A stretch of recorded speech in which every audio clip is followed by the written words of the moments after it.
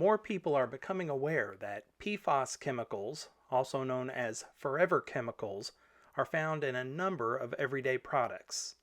Since the chemicals in these products resist breaking down in nature even after the products have been discarded, they continue to accumulate in our environment, in our soil and food supply, in the water we drink, even in our bloodstreams where they may pose health threats, including an increased risk for some cancers.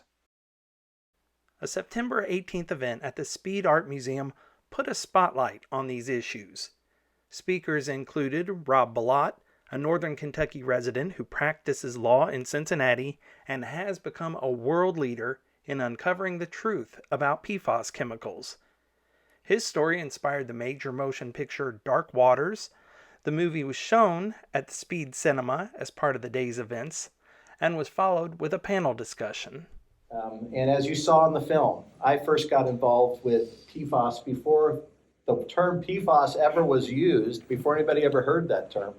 And really kind of, as you saw, involuntarily. I thought we were getting involved in a pretty small, straightforward case for Mr. Tennant that was going to involve something in a regulated landfill, right? This was a landfill that was operated by DuPont, controlled by the state of West Virginia. There were permits. This was the world I knew. I helped companies get permits to run landfills like that. So I only kind of got brought in involuntarily to this whole world. But when we started digging in and when I started seeing the nature of what this stuff really was, and as you saw in the film, it took me a long time to really believe and understand what I was seeing in these documents.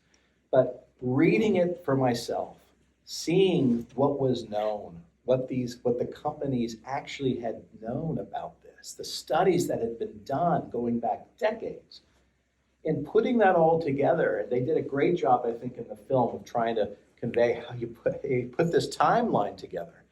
And what really hit me was this was a worldwide contamination problem. I mean, this stuff was not just in the water in Parkersburg. It wasn't just at this one farm. It wasn't just Teflon, and it wasn't just DuPont.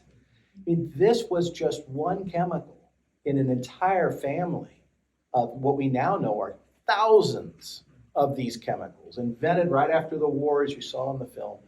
But they're in countless products. Countless companies all over the world are using these things.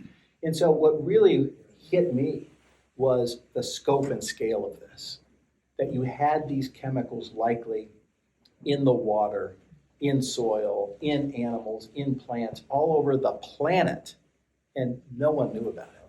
And these are chemicals you can't see, you don't smell, you can't taste them, you don't, and you can't even pronounce them, right? Most of them are unpronounceable, and they don't have the resonance with the public that lead or arsenic or something, that immediately people know what that is. You say PFAS and people's eyes glaze. So it is important to find, a way to begin that discussion, and particularly with people who have the ability to make change, policymakers, legislators, regulators, scientists. I grew up in a small rural town in the state of Maine. I was there for 30 years. I lived next to a paper manufacturing company.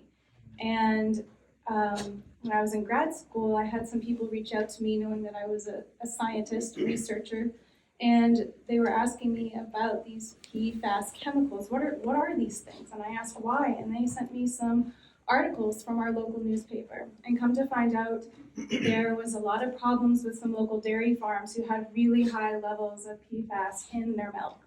And generational farmers got shut down because they couldn't sell their milk to the local markets.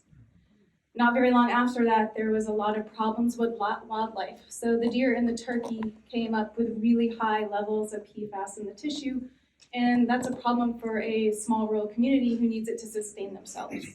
We're seeing laws, regulations getting passed.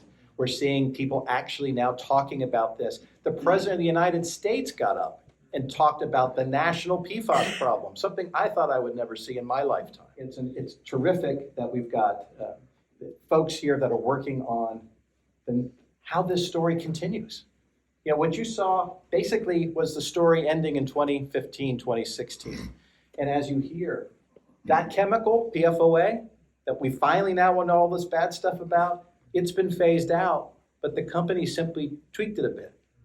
Instead of the C8, they took 2 carbons off and made C6, called Gen X, and start making that in North Carolina. Now that's in the drinking water in North Carolina and the Ohio River. So, I mean, the story continues. And so why would we want to wait for multiple decades for each of these individual chemicals, of which there are tens of thousands, to be understood with a fine comb exactly all of the diseases they cause? Why would we go through that when we could simply switch it and say, how about we assume, based on what we already know, that these are probably not safe? And if the companies really want to sell us all of these products containing these new chemicals, they have to prove that they are safe beyond reasonable doubt. PFAS is in the rain, okay? It's falling around the globe because wherever it is being generated, it can get up into the air, and I'm not the scientist, so you can correct me, but it manages to somehow get into water droplets in the clouds and then move across the planet and rain down, which is why we're finding these things in polar bear blood, in the Arctic ice caps. So it is definitely something where I think you are seeing international bodies recognize we need to deal with PFAS on an international basis. Otherwise, yeah, you're moving it just from one place to another.